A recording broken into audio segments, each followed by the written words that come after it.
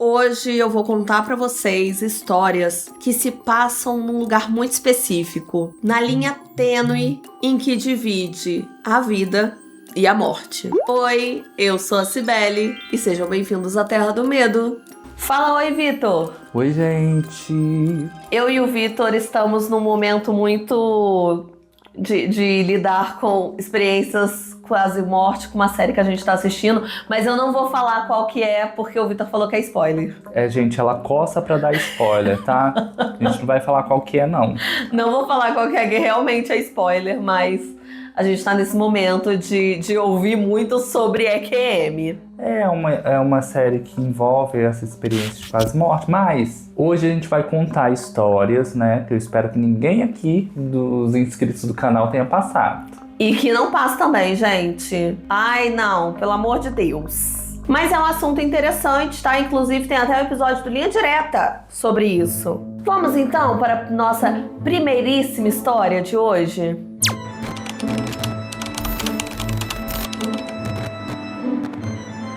Meu coração já tá batendo rápido só de eu pensar de contar essa história. Até agora, só as pessoas mais próximas de mim já sabiam disso. Quando eu tinha 25 anos de idade, eu tava voltando pra casa à noite de carro. Nessa época eu morava em Los Angeles e eu tava dirigindo pela Sunset Boulevard em direção ao oeste. E eu tava indo pro meu apartamento que ficava em Brentwood. Pra quem não conhece essa região que eu tô falando aqui, mas às vezes você não conhece, tem um trecho específico na Sunset que é extremamente sinuoso. São 2 faixas de cada lado, sem acostamento. Era um sábado, coisa de 8h30 da noite, então o tráfego tava intenso. Eu tava dirigindo, aí a cerca de 15 metros da minha frente, eu vi um carro. O carro tava atravessando, mas eu tava olhando diretamente pra porta do passageiro dele. O veículo tinha rodado, perdido ali a direção, e ele tava perpendicular à minha faixa. Gente, não tinha tempo de eu parar. E quando eu olhei pro lado, tinha um carro do meu lado, então era uma situação que não tinha pra onde eu fugir. Instintivamente, eu joguei meu carro pra direita, de qualquer maneira. Assim que eu desviei do primeiro carro, eu joguei tudo pra esquerda pra tentar desviar do segundo veículo. Enquanto tudo isso acontecia, eu lembrei de um momento muito específico da minha vida, de quando a minha mãe me levou na Disney. Eu tinha coisa de 3 anos de idade. E, gente, essa não era uma memória que eu guardava. Eu tinha algumas vagas lembranças dessa viagem, mas nada específico. E essa parte que eu lembrei não fazia parte da minha memória. Foi aí que eu percebi que a minha vida realmente estava passando diante dos meus olhos e que eu iria morrer. Sério, eu nunca tive tanta certeza de alguma coisa. Cada célula do meu corpo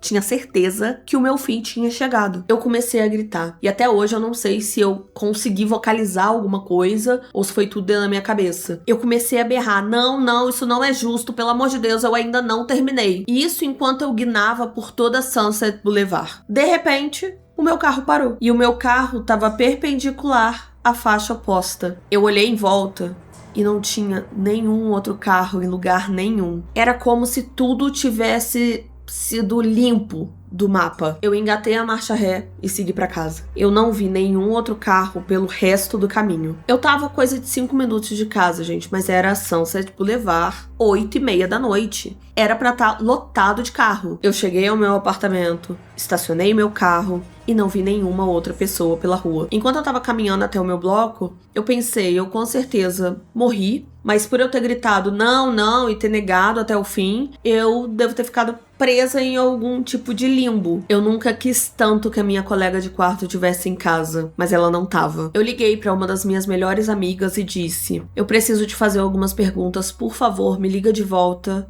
que eu te explico. Eu perguntei pra ela o meu nome, minha idade, a cidade em que a gente morava e a data atual. Obviamente ela ficou muito assustada, mas aí eu expliquei pra ela que eu achava que eu tinha morrido e que eu não tinha certeza se eu realmente estava falando com ela no telefone. Ela tentou me convencer de que eu tava viva e que tava tudo bem, ela tava conversando comigo. Mas, gente, matematicamente não tinha como eu ter escapado daquele acidente. Não tinha. Não tinha espaço pro carro da direita sumir. Esse momento me assombrou até hoje, me assombra e vai me assombrar pelo resto da vida. Em vários momentos, inclusive, eu fico questionando a minha existência. Eu já me perguntei, inclusive, em vários momentos, se a minha vida, desde então tem sido uma viagem cerebral muito detalhada de pós-morte. E se na verdade eu ainda não tô caída, sangrando na Sunset Boulevard. Após muitos anos de meditação, trabalhando na minha espiritualidade, estudando mais sobre física quântica, hoje eu me pergunto, para qual realidade paralela eu realmente saltei?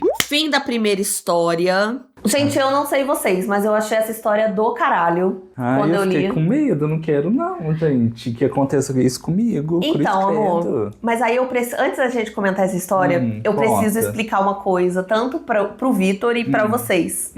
Tá viralizando ultimamente nas redes, por isso que eu fiquei tão animada de trazer essa história, porque, claro, no meu nicho que aparece coisas bizarras de terror pra mim. Tem viralizado ultimamente uma teoria de que, na verdade, a gente não morre nunca. O que acontece então? Então, que na verdade, quando você morre, na verdade você salta pra uma realidade em que você continua vivo. Que nem esse caso. O cara tava dirigindo e aí, de repente, aconteceu um acidente e aí ele escapou de um acidente. Muito de repente. Numa realidade, ele não escapou desse acidente, ele morreu. E todas as pessoas à volta dele estão vivendo luto. Mas tem uma realidade, que é a realidade que ele saltou, que ele não morreu. Que ele tá vivendo a vida normalmente. O Instagram me entregou, inclusive, um vídeo de uma mulher estadunidense, que ela tava contando que ela sofreu um acidente, inclusive, que ela tava dirigindo. Um carro veio e bateu na lateral dela e estilhaçou vidro. E acabou com tudo. O carro dela deu perda total. E tinha sangue, estilhaço de coisa. Ela saiu intacta, invicta. E ela tava falando, eu com certeza morri em uma realidade. E eu saltei pra essa em que eu tô viva. Então, quando a gente perde alguém que a gente ama muito, essa pessoa continua viva. Em outra realidade, você está com ela. Entendi. Segundo essa teoria aí, Segundo essa teoria. De não sei quem disse pra não sei quem.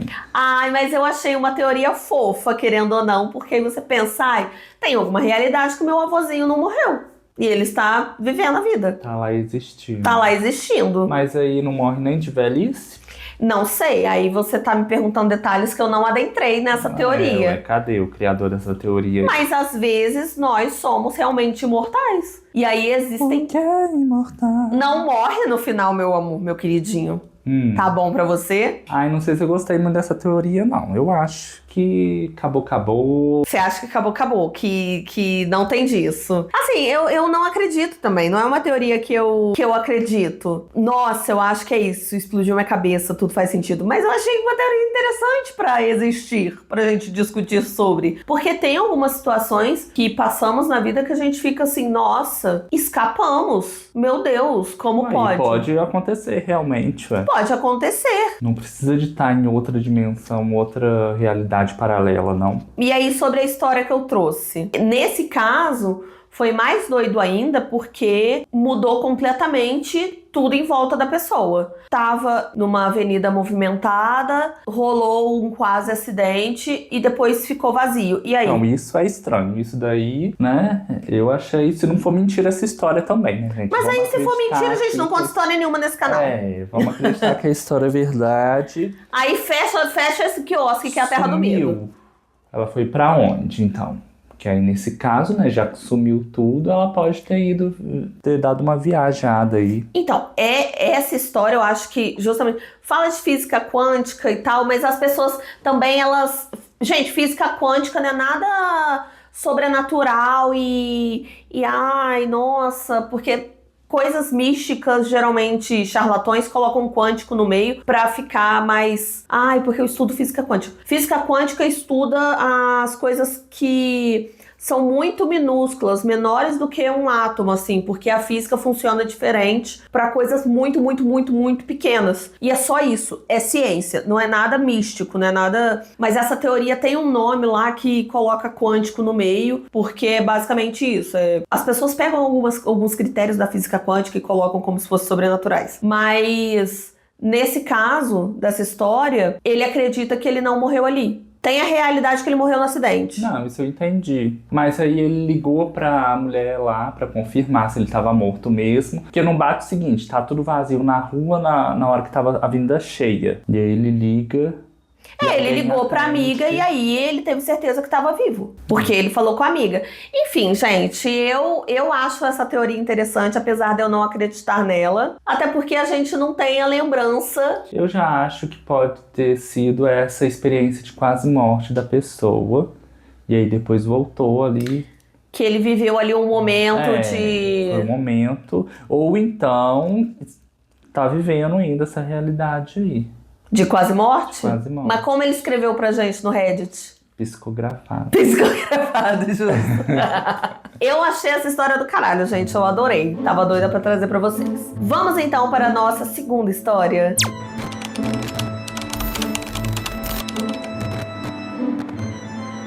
Eu nunca acreditei em nada.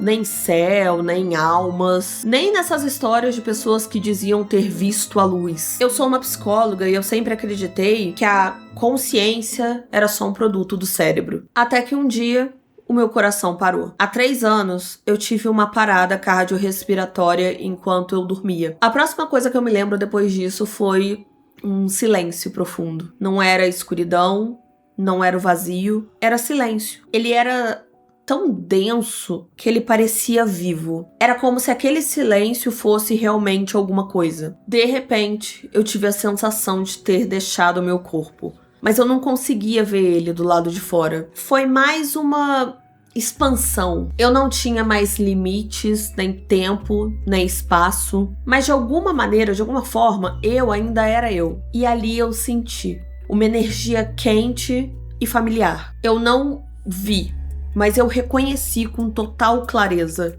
Era o meu avô. Não havia palavras nem imagens, só compreensão direta. Uma espécie de abraço invisível me dizia, tá tudo bem. Então, de repente, um som apareceu, vibrante e constante. Era como uma vibração crescente. E ao redor, milhares de luzes, flutuando e pulsando. Cada uma com uma identidade diferente. E eu soube ali, sem que ninguém precisasse sentar e me explicar, que aquilo eram almas. Quando eu já tinha ali aceitado e tava quase me juntando a elas, gente, eu senti um puxão. Era uma força, alguma coisa que me arrancava daquele lugar. Um golpe e eu voltei. Um paramédico tava me reanimando e a minha esposa se debulhando em lágrimas. Daquele dia em diante, tudo mudou. Eu não tô aqui pra tentar convencer ninguém, não, mas o que eu vivi aquele dia foi mais real do que qualquer outra coisa no mundo. E desde então, toda vez que eu acompanho alguém que tá de luto ou que tá muito próximo da morte, eu ainda sinto um pouco dessa vibração, uma calma profunda, impossível de descrever. Eu não sei se era o além ou um estado de consciência que a gente ainda não consegue compreender, mas eu sei o que eu senti. E desde então, eu não tenho mais medo da morte. Fim da segunda história. Essa já é uma história mais clássica de experiência após a morte, porque de quase morte, né? Que é basicamente você morrer por alguns minutos e nesse momento você experimenta a transição. Como seria essa transição? Você tá aí no limbo. Se bobear, você vai. Se alguém te puxar, você fica. Você acredita que tem esse limbo, amor? Isso eu já acredito mais. Eu acho que esse relato aí pode ter acontecido realmente, né? Essa experiência pode ter acontecido com as pessoas. Tá, mas pra você... tenho medo mesmo assim. Tem medo mesmo assim. Mas pra você, e eu quero saber isso de vocês nos comentários também, mas vocês acham que é uma experiência real, que nem tá falando, foi a experiência mais real do que eu tive do que qualquer outra? Ou se foi uma coisa realmente da cabeça? Alucinação pode ser também. Uma coisa do estado que você tá ali no corpo, se foi uma alucinação ou se foi uma experiência vívida mesmo ali do momento. Quando você morre, você vê as luzinhas, você vai pra tocar e se juntar as luzinhas. Pra mim pode ser as duas coisas. Não sei, eu acho que só quem passa por isso que vai realmente... Ai, Gabi, só quem viveu sabe. Só quem viveu vai saber. Só quem morreu sabe, né, Gabi? Só quem quase morreu. Só quem quase morreu sabe, Gabi. Mas ainda assim é uma coisa que eu tenho medo. Gente, eu sou uma pessoa que tem muito medo de morrer, tá? Eu tenho muito medo de morrer. Eu tenho menos Antigamente eu entrava em tristeza, eu ficava triste realmente, porque eu lembrava que um dia eu ia morrer. Eu era assim. Tava vivendo meu dia, vivendo felicidades, e de repente me dava medo real. Meu Deus, um dia eu vou morrer. Do nada. Do nada, As maluca. coisas pra ficar pensando. É coisa de gente doida. É. Mas hoje em dia eu não tenho tanto isso. Tá medicada, né? Tô medicada, né? Muda um pouco as coisas. Ai, que ódio. Mas eu não consigo compreender muito, porque falam que quando você tá quase morrendo, vem uma calma, uma paz, você meio que aceita a morte. Eu fico assim, gente. É porque você vai se apagando, né? Você vai perdendo as forças. Gente, mas aí é você vai porque. ficando mais calminho, realmente. Fica mais calminho. Mo, não, mas eu me imagino desesperada até o último segundo. Eu não quero morrer, não quero. Eu tenho medo até de ser essas pessoas que morrem e ficam presas na terra porque não aceitou a morte. Então, pode ser o caso da primeira. A primeira história que a mulher falou, não quero, aí entrou em negação e ficou ali nesse limbo.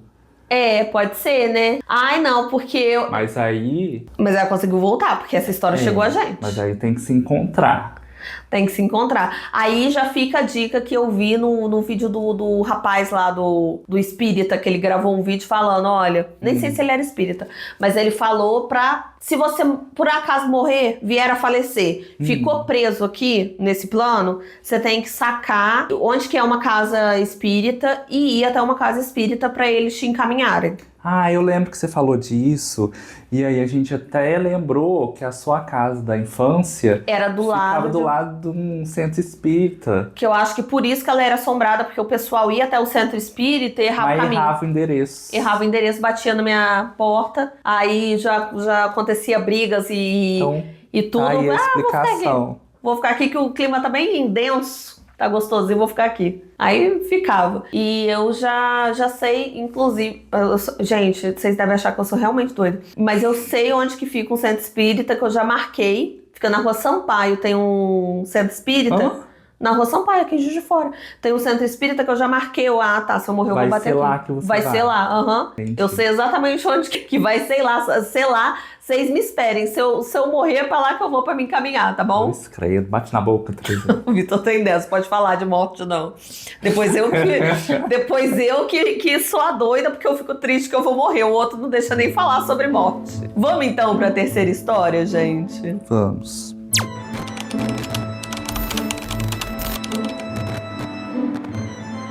A minha história começa no dia 25 de dezembro de 2020. Enquanto eu tava passando ali o Natal com a minha família, com a minha esposa, meus 2 filhos, eu passei o dia sentindo que tinha alguma coisa de errado, alguma coisa tava estranha. Em certo momento, quando eu tava colocando o cachorro pra fora, eu ouvi alguém chamar o meu nome no quintal. E quando eu me virei, eu era a única pessoa ali. Isso não é tão incomum assim na minha vida, sabe? Já tinha acontecido outras vezes. Mas já tinha acontecido várias vezes naquele dia, o que não era normal. Conforme as horas foram passando, eu me sentia exausta. Eu levei algumas coisas pro porão e me senti completamente esgotada. Os meus filhos tinham me acordado às 5 horas da manhã, com a animação de Natal, web presente, como qualquer criança faz no dia de Natal. Então, tava todo mundo muito cansado, sabe? Já tava pronto pra dormir antes das 8 horas da noite. Fomos pra cama como fazíamos todas as noites. Escovamos os dentes, fizemos nossas orações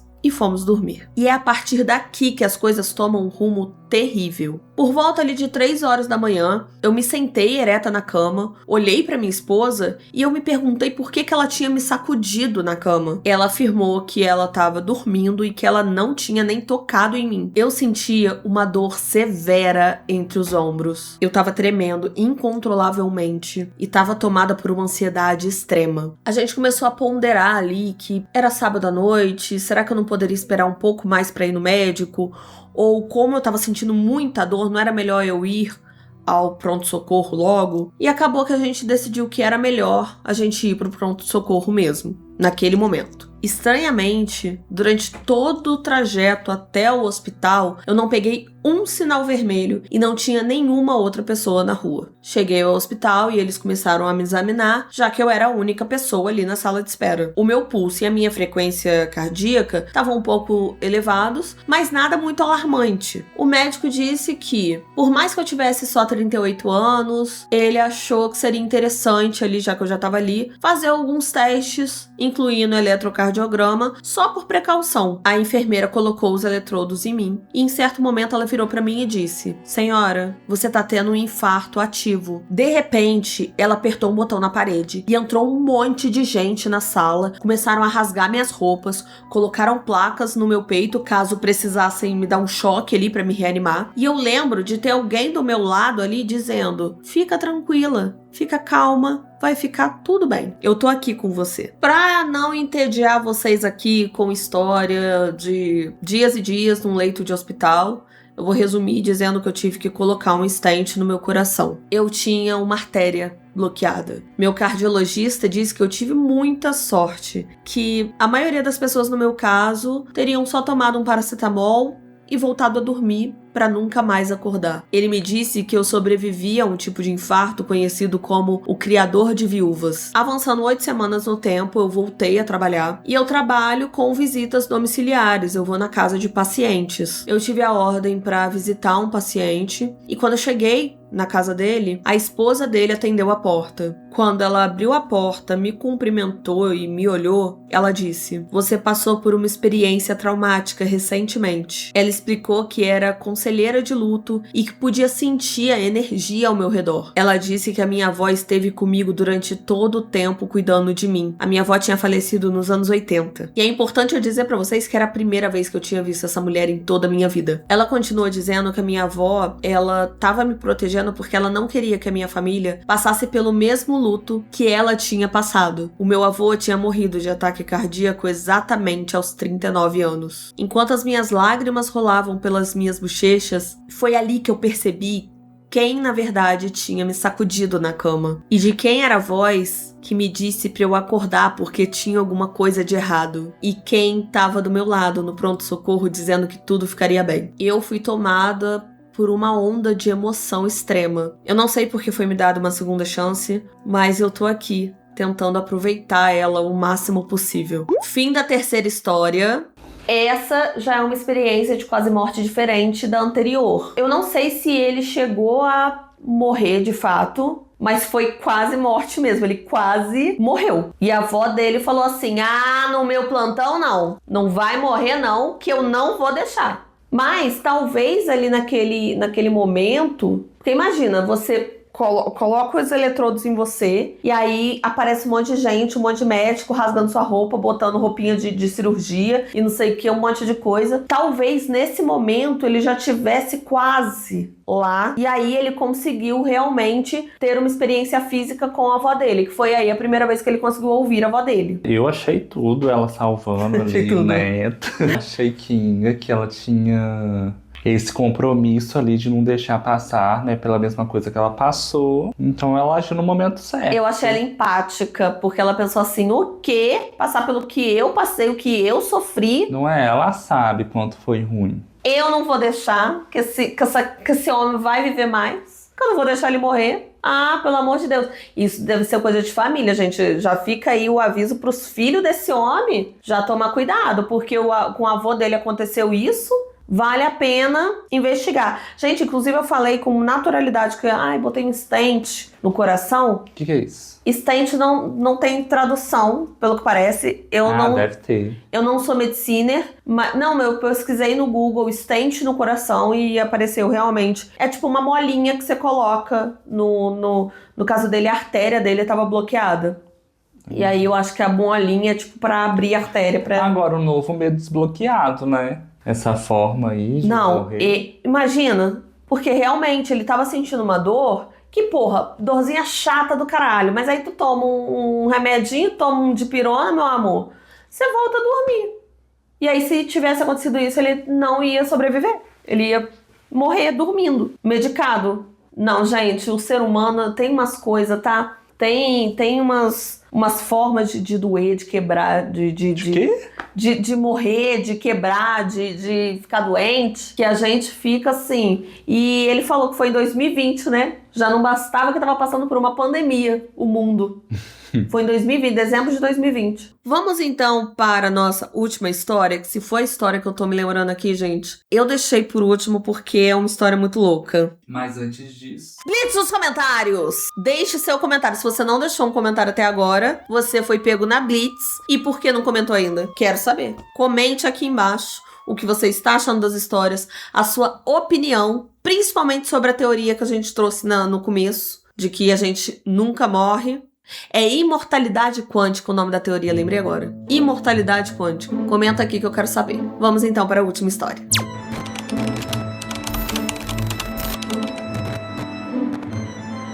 No final de agosto de 2016, eu passei por uma cirurgia no coração. Enquanto eu não tive nenhuma função cardíaca por 9 horas, eu tive uma experiência que me fez sentir como se eu tivesse realmente ido pro outro lado. E o que eu vou contar pra vocês agora foi o que eu vi. Não existia o medo. Eu não tava com medo nenhum. De repente, eu percebi que eu tava em um lugar. A minha mão direita segurava o que parecia ser um pano. Eu sentia como se eu estivesse em pé numa rocha no espaço. A terra, o solo embaixo dos meus pés, era uma coisa meio cinzenta, como que a gente tá acostumado a ver que é a lua. À minha esquerda havia escuridão total e profunda. Diretamente à minha frente, a minha mão direita ainda segurava o tecido que estava ligado a uma coisa muito grande, muito maior, que obscurecia a minha visão. Eu precisava espiar ao redor desse ser para eu conseguir enxergar. Parecia ter um tipo de caverna, um buraco adiante. Era muito escuro dentro daquela caverna e muito cinzento onde eu estava.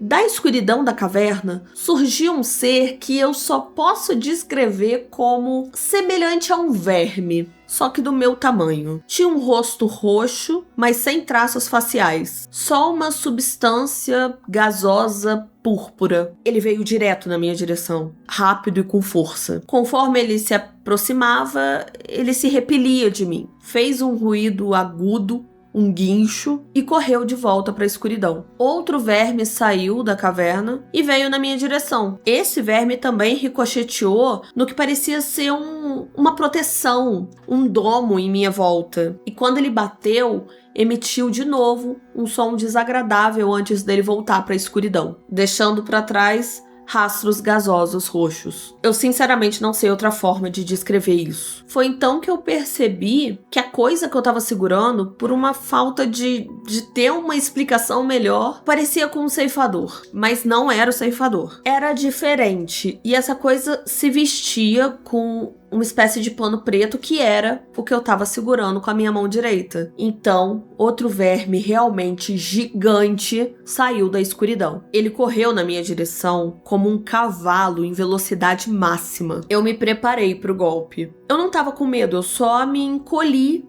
pra receber ali o impacto. A criatura soltou um grito, como se ela sentisse dor ao chegar perto de me tocar. Ela nunca me tocou. Ela só voltou em direção à escuridão, que ficava além do que vamos chamar de o guardião do portal. Olhei para a esquerda, o vazio total. Mais acima e à direita, eu vi um aglomerado de luzes que pareciam estrelas. Tinham tons de rosa, azul, amarelo, e era tão convidativo que eu sentia que era pra lá que eu queria ir. Eu senti os meus pés levantarem do chão e o meu corpo se inclinar, e eu começando a ir em direção àquela luz. Mas eu ainda segurava aquele pano e eu não conseguia soltar. Quando eu decidi que eu não queria voltar e que era pra lá que eu queria ir, o guardião do portal olhou pra baixo e com uma voz firme, ele disse: "Hoje não é o seu dia." E eu acordei na UTI. Eu tava entubada. E você não deve acordar quando você tá entubado. Eu tava sob o efeito de gotejamento de fentanil e morfina pra não acordar. Mas uma vez que eu despertei, eu não consegui mais voltar a dormir. Demorou 25 horas pra finalmente usarem o medicamento pra me forçar a voltar ao coma. Eles me deixaram assim por 30 horas. Quando eu acordei de verdade, eu tava pronta pra começar a tirar os tubos. A vida é ótima e tem sido uma jornada incrível desde então. Fim da última história.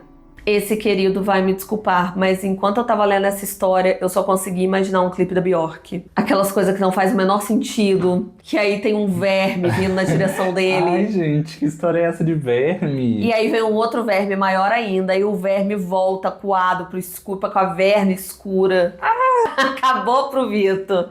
Eu acho, na interpretação, que esse verme queria levar ele pro quinto dos infernos. E aí, só que, primeiro que não era a hora dele morrer, porque nem pras luzes ele tava indo, que o ceifador não deixou, que o guardião do portal não deixou. Mas eu acho que se o verme chegasse nele, ele ia pro quinto dos infernos, que a gente conhece como o lado ruim, né, da morte. Ai, gente, já não basta ser os quintos do inferno, vai ter verme também? Vai ter verme, vai tá tendo verme, vai tá tendo barata, vai tá tendo tudo de ruim que você imaginar. Meu Deus, É o quinto dos infernos, Vitor. Então você você trata de ser bonzinho pra ir pro céu. Eu acredito muito que é igual American Horror Story.